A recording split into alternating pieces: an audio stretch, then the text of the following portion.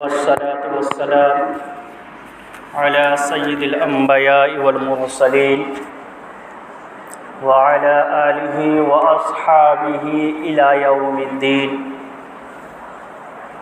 أما بعد، أعوذ بالله من الشيطان الرجيم. بسم الله الرحمن الرحيم. واعتصموا بحبل الله جميعا ولا تفرقوا. وقال النبي صلى الله عليه وسلم: المسلم أخو المسلم. صدق الله العظيم وصدق رسول النبي الكريم ونحن له من الشاهدين والشاكرين والحمد للہ رب العالمین. قابل قدر سامعین اعظام، اللہ رب العزت نے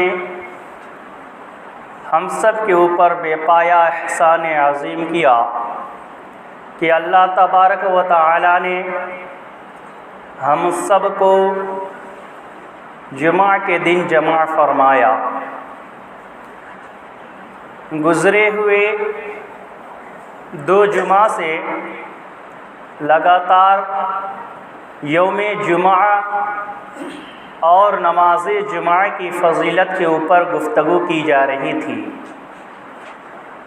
آپ سبھی حضرات یوم جمعہ کے دن کی فضیلت اور نماز جمعہ کی اہمیت سے آگاہ ہو چکے ہیں کہ نماز جمعہ کی اہمیت شریعت مطہرہ کے اندر کتنا اہم ہے.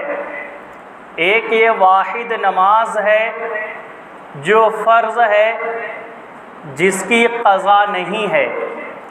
باقی نمازیں آپ کی چھوٹ جائے، قضا ہو جائے تو آپ اس کو قضا کر سکتے ہیں، بعد میں سے پڑھ سکتے ہیں. لیکن نماز جمعہ وہ اتنا بابرکت نماز ہے کہ جب یہ چھوٹ جائے، قضا ہو جائے تو آپ اس نماز کو پڑھ نہیں سکتے، اور اس کے بدلے میں آپ کو نماز جوہر ادا کرنی پڑے گی. اس سے معلوم ہوا کہ نماز جمعہ کی اہمیت کافی اہم ہے. بہرحال میں اس طرف نہ جاتے ہوئے ابھی میں نے خطبے میں جو آیت شریفہ تلاوت کی ہے اس کا سادہ سا ترجمہ یہ ہے: اے ایمان والو، تم اللہ کی رسی کو مضبوطی کے ساتھ پکڑ لو. وَاعْتَصِمُوا بِحَبْلِ اللَّهِ جَمِيعًا، اللہ کے رسی کو مضبوطی کے ساتھ پکڑ لو. اس حساب سے پکڑو کہ وہ تمہارے ہاتھ سے نکل نہ پائے، ایسے پکڑو کہ تمہارے ہاتھ سے چھوٹ نہ پائے، ایسے پکڑو کہ کھینچنے والا لاکھ کوشش کرے لیکن وہ تمہارے ہاتھ سے جا نہ سکے، وہ تمہارے ہاتھ سے نکل نہ پائے. یہ اس آیت کے شریفہ کا ترجمہ ہے. آپ غور کرنے کی ضرورت ہے کہ ہم لوگ اللہ کی رسی کو کیسے پکڑے ہوئے ہیں. اللہ کے رسی سے مراد اللہ کی رسی نہیں ہے بلکہ دین مراد ہے، شریعت مراد ہے، نبی پاک علیہ الصلوۃ والسلام کا طریقہ مراد ہے، قرآن کے احکامات مراد ہیں، اور احادیث نبویات کے اندر جو احکامات ہیں وہ مراد ہیں، نہ کہ رسی ہے. بلکہ اللہ تبارک و تعالیٰ نے رسی سے تشبیہ دی ہے کہ تم اس حساب سے شریعت کو پکڑ لو، اس حساب سے مضبوطی کے ساتھ پکڑ لو کہ جیسے انسان رسی کو پکڑتا ہے، جس طریقے سے رسی پکڑ لے چمٹ جائے اور کھینچنے کی لاک چھڑانے کی کوشش کی جائے، انسان چھوڑتا نہیں ہے، ان کی جان چلی جاتی ہے لیکن پکڑے ہوئے رسی کو چھوڑتا نہیں ہے۔ اسی طریقے سے تم دین پہ اندر اتنا جم جاؤ، اتنی مضبوطی اختیار کر لو، اتنی مضبوطی آ جائے کہ تم اپنے دین کے اوپر رسی کی طرح قائم ہو جاؤ۔ اگر تمہیں کوئی چھوڑانا چاہے، تجھے کوئی روکنا چاہے، تمہاری شریعت کو کوئی ڈگم ڈول کرنا چاہے، مٹانا چاہے، تو تم کو مٹا نہ سکے، تم کو ہلا نہ سکے، تم کو اکھاڑ نہ سکے، اور تم ثابت قدم رہو۔ جیسے کہ ایک انسان رسی پکڑ کر کے ثابت قدم رہتا ہے، مر جاتا ہے لیکن چھوڑتا نہیں، اسی طریقے سے تم اپنی شریعت کو مضبوطی کے ساتھ پکڑے رہو۔ لاکھوں ہوائیں چلے، دکن کی ہوائیں چلے، پچھم کی ہوائیں چلے، اتر کی ہوائیں چلے، جس طرف کی ہوائیں چلے چلنے دو، لیکن تجھے وہ ہوا اکھاڑ نہ پائے۔ یہ آیت کا ترجمہ، یہ آیت کا مطلب ہے۔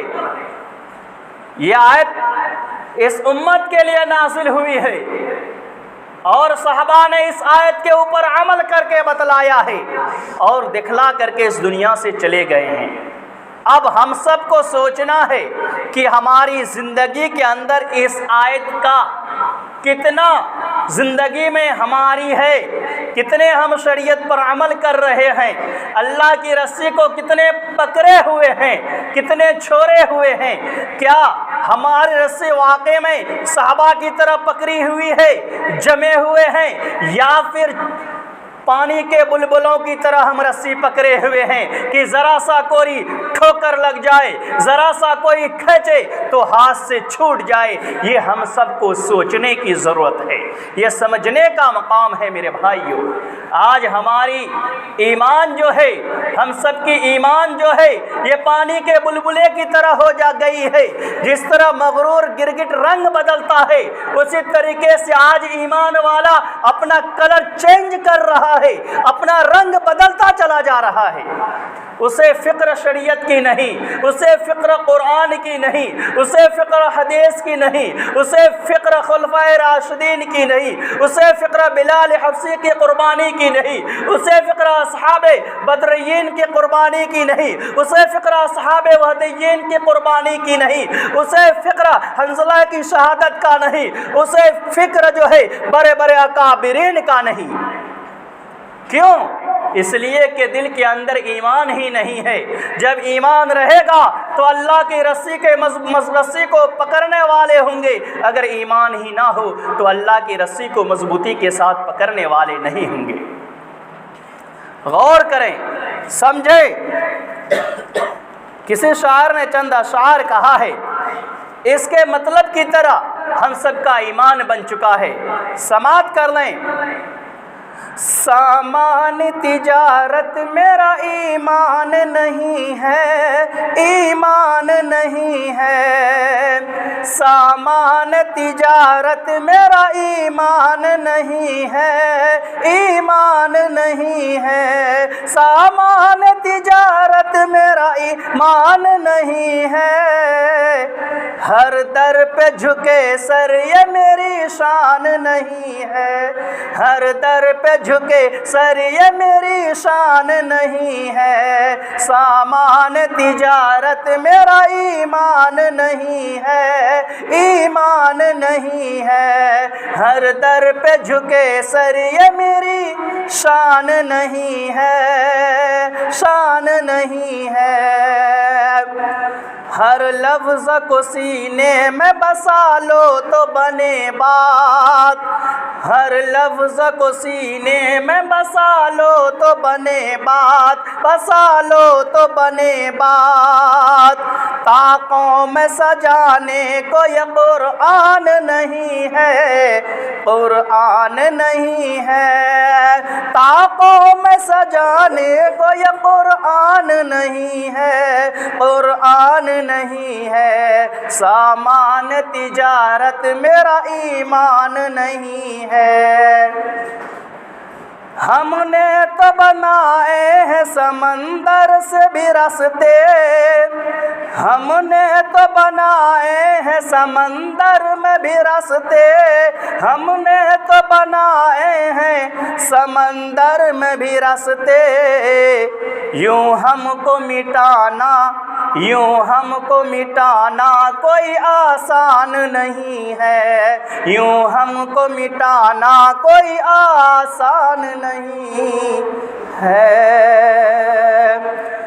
अल्लाह मेरे रिज़्क़ की बरकत न चली जाए, अल्लाह मेरी रिज़्क़ की बरकत न चली जाए, अल्लाह मेरे रिज़्क़ की बरकत न चली जाए, बरकत न चली जाए।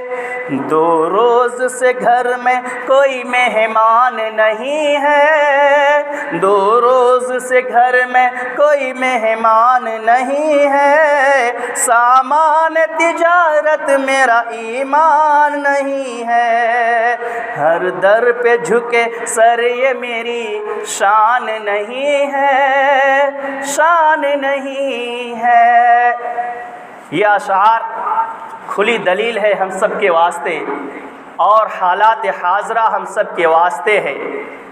मेरे भाइयों, आज मुसलमान सामान तिजारत की तरह अपना कलर बदल रहा है, अपने ईमान तब्दील कर रहा है, अपने शरीयत को छोड़ रहा है। जब मौका आता है शरीयत के तरफ आ जाते हैं, जब मौका आता है तो उधर चले जाते हैं। यानी मुसलमानों का आज के दौर में जो पाँव है दो प्लेटफॉर्म पे हैं, जिधर चाहे उधर चले जाते हैं। एक प्लेटफॉर्म पे मुसलमानों का पाँव जमा हुआ नहीं है। सोचने वाली बात है, समझने की बात है। इसी बात को कुरान ने वातसिमू बिहब्लिल्लाहि जमीआ के साथ जो है ताबीर किया है। आप गौर फरमाएं, सहाबा की ज़िंदगी को ज़रा देखें, हज़रत बिलाल हबशी के वाक़यात को पढ़ें। जब इस्लाम में दाखिल होते हैं, जब मुसलमान बनते हैं, नबी के इश्क़ का आशिक हो जाते हैं, नबी का सच्चा पक्का गुलाम हो जाते हैं, नबी के शरीयत के ऊपर जान निछावर करने वाले हो जाते हैं, सभी की सुन्नत पर जान निछावर करने वाले हो जाते हैं, तो उनके आका ने पाँव के अंदर जंजीरें बांध करके अरब की तपती हुई ज़मीन पर लिटा दिया जाता है। सर सीने के ऊपर भारी चट्टानें रख दी जाती है। और इसी पर बस नहीं, जबल के वो जंजीरें बांध करके मक्का की गलियों में घिसेटा जाता है, मक्का की वादियों में घिसेटा जाता है, मक्के के चौराहों में घिसेटा जाता है। लोग मजाक उड़ाते हैं, तालियां बजाते हैं, कसीदे पढ़ते हैं और कहते हैं कि बिलाल कल तक तो कितना अच्छा था, हमारी तरह मक्का की गलियों में सीधा चल रहा था, हमारी तरह मक्का की गलियों में तुम फिर रहा था, आज़ादी के साथ खा रहे थे, आज़ादी के साथ पानी पी रहे थे, अपने आका की खिदमत कर रहे थे, अपनी गुलामाना ज़िंदगी बसर कर रहे थे। आज तुमने एक मोहम्मद को मान लिया है, मोहम्मद की शरीयत पर अमल करना शुरू कर दिया है, एक अल्लाह को मानने लगे हो। अब तुम देख रहे हो तुम्हारा आका तुम्हारे साथ क्या बर्ताव कर रहा है, मक्का के लोग तुम्हारे साथ क्या बर्ताव कर रहा है, मक्का का चौधरी तुम्हारे साथ क्या बर्ताव कर रहा है, मक्का के सरदार तुम्हारे साथ क्या बर्ताव कर रहा है। ए बिलाल, अगर तू सलामती चाहता है, ए बिलाल अगर तू अच्छाई चाहता है, ए बिलाल अगर तुम ये चाहते हो कि तुमको ये सजा ना दी जाए, ए बिलाल अगर तुम चाहते हो कि अरब की तपती हुई जमीन पर तुम्हें ना लिटाया जाए, ए बिलाल अगर तुम ये चाहते हो कि पाँव में जंजीर डाल करके तुम्हें मक्का की गलियों में ना घसीटा जाए, ए बिलाल अगर तुम ये चाहते हो कि तुम्हारे ऊपर आपास लड़के ना हंसे, अगर तुम ये चाहते हो कि तुम्हारे ऊपर लड़कियां ना हंसे, अगर तुम ये चाहते हो कि तुम्हारे ऊपर मक्का के चौधरी, मक्का के सरदार ना हंसे, तो तुम अपने शरीयत को छोड़ दो, अपने मोहम्मद के साथ को छोड़ दो, कुरान को छोड़ दो, नबी की इत्तबा को छोड़ दो। हम तमाम पाबंदियां हटा देंगे, तुमको सजा नहीं देंगे, ना हम तुमको मक्का की चिलचिलाती हुई धूप के ऊपर पे धूप में पत्थर के ऊपर लिटाएंगे, ना हम तुम्हारे पाँव के ऊपर जो है रस्सी बांध कर मक्का की गलियों में घसीटेंगे। बस तुम इतनी सी बात मान लो कि मोहम्मद के साथ छोड़ दो, मोहम्मद की शरीयत को छोड़ दो, एक अल्लाह को मानना छोड़ दो और हमारे साथ आ जाओ, हमारी प्लेटफॉर्म पे आ जाओ।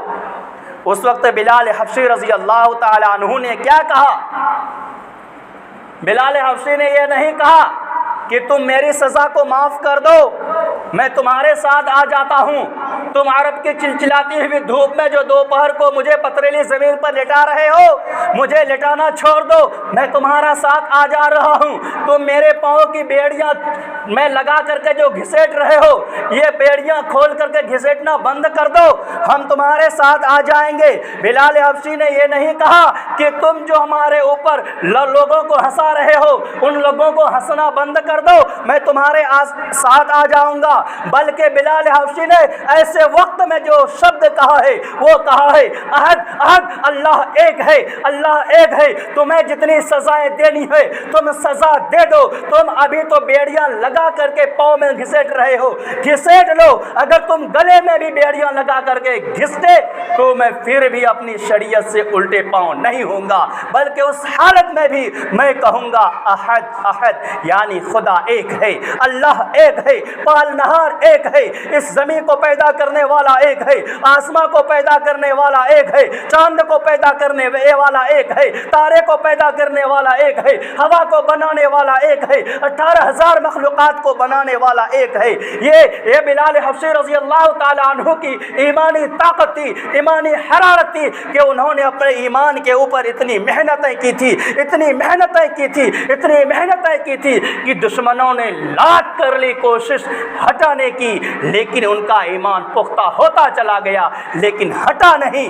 یہ ہے وَاعْتَصِمُوا بِحَبْلِ اللَّهِ جَمِيعًا کا مطلب ہے بلال حبشی رضی اللہ تعالی عنہ کی زندگی اس آیت سے ملتا جلتا ہے۔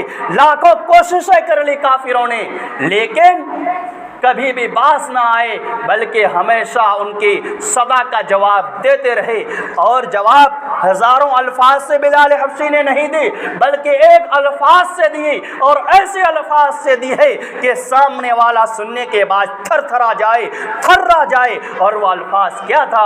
وہ الفاظ تھا احد احد احد، یعنی اللہ ایک ہے، اللہ ایک ہے۔ آج کے نوجوانوں کو حالات کو دیکھ لیجئے، اگر اسے کہا جائے کہ ایمان پر جم جاؤ، مسجد کو آباد کرنے والے ہو جاؤ، اپنے ایمان پر ثابت قدم بنا لو، وَاعْتَصِمُوا بِحَبْلِ اللَّهِ کی مطلب کو سمجھ لو، اللہ کے رسی کو مضبوطی سے پکڑ لو، نماز پنجے گانا کو مضبوطی کے ساتھ پکڑ لو، نبی کے طریقے کو مضبوطی کے ساتھ پکڑ لو، قرآن کی تلاوت کو مضبوطی کے ساتھ پکڑ لو، نبی پاک کی چھوٹی بڑی سنت کو جتنا تم جانتے ہو اس پر عمل کرنے والے بن جاؤ، جو نہیں جانتے ہو اس کو سیکھنے والے بن جاؤ۔ لیکن آج ہمارے نوجوان اس کے الٹے ہی کرتے ہیں، الٹے ہی پاؤں چلتے ہیں دیوان گانے عشق۔ کسی شاعر نے کہا تھا الٹے ہی پاؤں چلتے ہیں دیوان گانے عشق، آنکھیں بند کرتے ہیں دیدار کے لیے۔ آج ان کا دل ایمان سے خالی ہے لیکن پھر بھی اپنے آپ کا جھنڈا ٹھوک رہا ہے، نعرہ مار رہا ہے کہ میں مسلمان ہوں، یا رسول اللہ کا نعرہ ٹھوک رہا ہے، یا اللہ کا نعرہ کرتا جا رہا ہے۔ یہ مسلمان کی علامت نہیں ہے بلکہ مسلمانوں کا ایمان دل کے اندر ہوتا ہے، نبی سے محبت دل کے اندر ہوتی ہے۔ ایسا نہیں کہ 4 لوگ ہیں تو وہاں پر یا رسول اللہ یا اللہ کی نعرہ لگا دے لیکن مسجدیں خالی کی خالی رہ جائے، قرآن پاکوں میں سجی کی سجی رہ جائے۔ یہ ایمان کی علامت نہیں ہے، یہ مسلمانیت کی علامت نہیں ہے، یہ شریعت مطہرہ میں داخل ہونے کی علامت نہیں ہے۔ آج مسلمانوں کو، خاص طور سے نوجوانوں کو جتنی محبت موبائل سے ہے، خدا کی قسم اتنی محبت نبی کے کسی سنت سے نہیں ہے، اتنی محبت قرآن سے نہیں ہے، اتنی محبت نبی پاک علیہ الصلوۃ والسلام کی چھوٹی یا بڑی سنت ہو اس سے نہیں ہے، اتنی محبت کسی عالم دین سے نہیں ہے، اتنی محبت کسی حافظ قرآن سے نہیں ہے، بلکہ اگر انسان کو، نوجوانوں کو کسی سے محبت ہے تو موبائل سے محبت ہے، کسی سے محبت ہے پب جی جیسی ناپاک گیم سے محبت ہے، ایک یہودیوں کی سازش سے محبت ہے۔ اگر نوجوانوں کو محبت ہے تو موبائل کے اندر پتیاں کھیلنے سے محبت ہے, جس میں ہزاروں پیسے برباد ہو جاتے ہیں, وقت برباد ہو جاتے ہیں, زندگی برباد ہو جاتی ہے, گھر اجڑ جاتا ہے. رب کعبہ کی قسم تم مشاہدہ کر کے دیکھو دنیا کا, سمجھ میں آ جائے گی کہ اس موبائل نے کتنوں کی زندگی برباد کر دی ہے, کتنے کی زندگی ویران کر دیا ہے. موبائل کے اندر اس گیم نے کتنوں کی زندگی کو اجاڑ کر رکھ دیا ہے. اس موبائل کے اندر پتیاں کھیلنے والوں نے کتنے پیسے کو اڑا کر کے پھونک کر کے اپنے شریعت کو توڑ دیا ہے, مروڑ دیا ہے, نبی کی محبت کو توڑ مروڑ کر الگ کر دیا ہے. اور اسی پر بس نہیں, یہاں تک کہ اپنے گھروں کو بھی اجاڑ کر کے برباد کر دیا ہے. آپ ذرا غور فرمائیں نوجوانوں, ذرا سوچو کہ حالات کیا ہے, حالات کیا ہے. آج دیش کے حالات کیا ہے, مسلمانوں کے حالات کیا ہے, شریعت کے حالات کیا ہے, قرآن کے حالات کیا ہے. میرے بھائیوں اب بھی وقت ہے, اپنے گناہوں سے توبہ کر لو, اپنے گناہوں سے توبہ کر لو.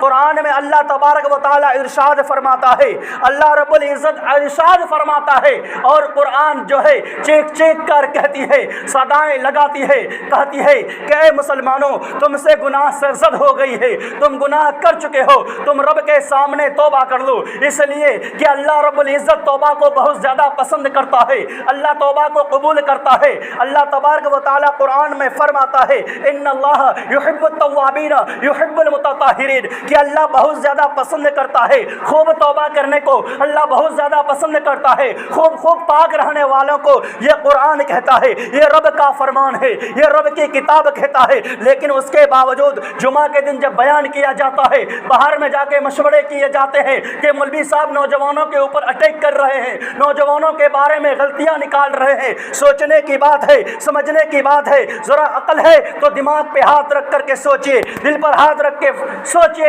اس لیے کہ یہ شریعت جو بڑھی ہے, پلی ہے اور آگے جو پھیلی ہے, یہ نوجوانوں کی بدولت ہے. اور آج بھی شریعت کو, آج بھی مسلمانوں کو, اور آج بھی قرآن کو, آج بھی اللہ کے نبی صلی اللہ علیہ وسلم کو شریعت کی حفاظت کے لیے اگر کسی کی ضرورت ہے تو وہ نوجوانوں کی ضرورت ہے, بوڑھوں کی ضرورت نہیں ہے.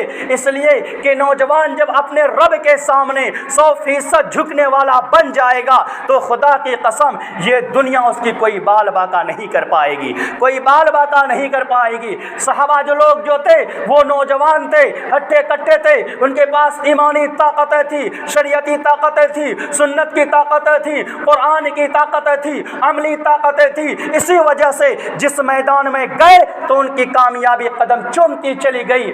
آج مسلمان جو برباد ہو رہا ہے وہ شریعت کو بھول کر ہو رہا ہے, اللہ کے در کو چھوڑ کر ہو رہا ہے, نبی کی سنت کو چھوڑ کر ہو رہا ہے. رب کعبہ کی قسم آپ ذرا ایک چھوٹی سی مثال لے لیں, اپنے گاؤں کی مثال لے لیں. 120 ہاؤسز ہیں, 120 گھر ہے, 120 گھر کے اندر گھر سے اگر دو آدمی کو صرف مسجد میں آیا جائے تو مسجد فل ہو جائے گی, مسجد میں جگہ نہیں بچے گا کہ آدمی نماز کہاں پڑھے.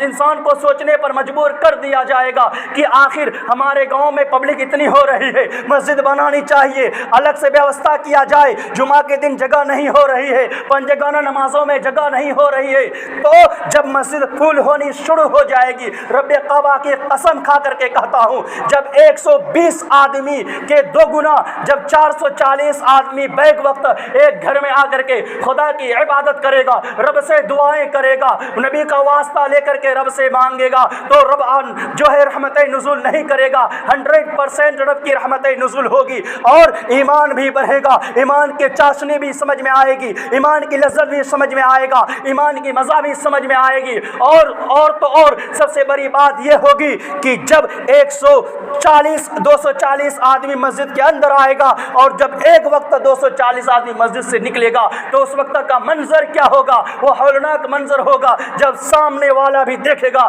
تو اس کے بھی ہوش خراب ہو جائیں گے. آج پورے دیش کے اندر یہ تاکید کی جا رہی ہے کہ جمعہ کے دن جو خطبہ دیا جائے، جمعہ کے دن جو بیان دیا جائے، خاص طور سے نوجوانوں کو مد نظر رکھتے ہوئے بیان دیا جائے، نوجوانوں کو سدھارنے کی کوشش کیا جائے، نوجوانوں کو مسجد لانے کی کوشش کیا جائے۔ لیکن آج ہمارے نوجوان ہیں کہ مسجد صاحب تم کتنے بھی چیخ لو، تم کتنے بھی بول لو، تم کتنے بھی سمجھا لو، سمجھاتے سمجھاتے تمہاری روح نکل جائے گی تو نکل جانے دو، میں الٹی چال چلتا ہوں، چلتا ہی رہوں گا۔ یہ ہمارے نوجوان کا حالات ہو چکا ہے، ہمارے نوجوان کا حالات ہو چکا ہے۔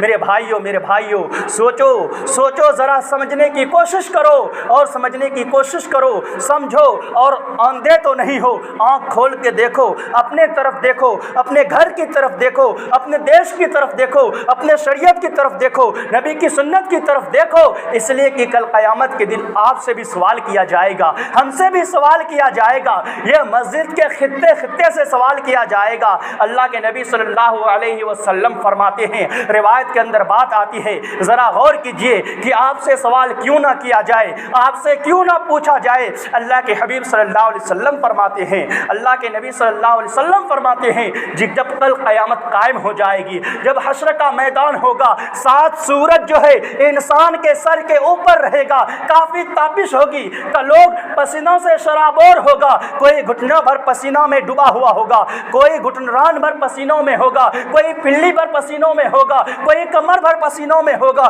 کوئی ناف بھر پسینوں میں ہوگا، کوئی چھاتی بھر پسینے میں ہوگا، کوئی گلے بھر پسینے میں ہوگا، کسی کا پسینہ منہ تک ہوگا، کسی کا پسینہ پیشانی تک ہوگا، کسی کا پسینہ سر تک ہوگا، کوئی پسینے میں ڈوبا ہوا ہوگا، کوئی اپنے پسینے میں تیر رہا ہوگا۔ اللہ کے نبی صلی اللہ علیہ وسلم فرماتے ہیں، ایسے ہولناکی کے عالم میں، ایسے ہولناکی کے عالم میں اللہ کے نبی فرماتے ہیں کہ چند ایسے نوجوان ہوں گے جن کو اللہ تبارک و تعالیٰ اپنے رحمت کے سائے میں جگہ عطا فرمائیں گے، اپنے رحمت کے سائے میں جگہ عطا فرمائیں گے۔ خاص طور سے نوجوانوں کا ذکر اللہ کے نبی نے فرمایا ہے۔ تو میرے نوجوان بھائیوں ذرا غور کرو کہ جب اللہ کے نبی کہہ رہے ہیں کہ قیامت کے ہولناکی میں جب انسان پسینے میں ڈوبا ہوا ہوگا، کوئی پسینے میں تیر رہا ہوگا، کسی کو گھٹنوں پر ہوگا، کسی کو چھاتی پر ہوگا، کسی کے سینے پر ہوگا، کسی کو گلے تک پسینہ ہوگا، کسی کو پیشانی پر پسینہ ہوگا، ایسے ہولناکی کے منظر میں اللہ تبارک و تعالیٰ نوجوانوں کو اپنے رحمت کے سائے میں جگہ عطا فرمائیں گے۔ وہ نوجوان کون سا ہوں گے؟ وہ نوجوان موبائل چلانے والے نہیں ہوں گے، وہ نوجوان موبائل میں پبجی کھیلنے والے نہیں ہوں گے، وہ نوجوان موبائل میں پتی کھیلنے والے نہیں ہوں گے، وہ نوجوان شادی کے ڈنر کے موقع پر شراب پی کر ڈانس کرنے والے نہیں ہوں گے، وہ نوجوان شراب پی کر کے ڈانس کرنے والے نہیں ہوں گے، وہ نوجوان شریعت مطہرہ کو آنکھوں کے سامنے توڑنے مروڑنے والے نہیں ہوں گے۔ وہ نوجوان کون ہوں گے؟ وہ نوجوان وہ ہوں گے جو نبی کے سنت پر عمل کرنے والے ہوں گے، وہ نوجوان وہ ہوں گے جو نوجوان نبی کی طریقے پر دنیا میں عمل کر رہا ہو، وہ نوجوان وہ ہوں گے جو نماز کی پابندی کر رہا ہو، وہ نوجوان وہ ہوں گے جو رحمت کے سائے میں رہیں گے، جو قرآن کی تلاوت کرنے والا ہو، وہ نوجوان وہ ہوں گے جو کہ اللہ کی نبی صلی اللہ علیہ وسلم کی سنتوں پر اپنے آپ کو ڈھانے والے ہوں گے، وہ نوجوان ہوں گے۔ اب ہم سب کو سوچنا ہے، فیصلہ کرنا ہے، ڈیسائیڈ کرنی ہے کہ ہم کدھر کے ہیں، ادھر کے ہیں، ادھر کے ہیں، پار ہونے والے ہیں، پھنسنے والے ہیں، دھسنے والے ہیں، یا پھر جنت میں داخل ہونے والے ہیں۔ ہم سب کو اپنے حالات سے سمجھ میں آ جانی چاہیے، اپنے کرتوت سے سمجھ میں آ جانی چاہیے، اپنے عبادات سے سمجھ میں آ جانی چاہیے کہ ہم کیا ہونے والے ہیں، قیامت کے دن ہمارے ساتھ کیا ہونے والا ہے، کیا منظر ہوگی، کیا ہمارے ساتھ اللہ کا سلوک ہوگا، فرشتہ ہمارے ساتھ کیا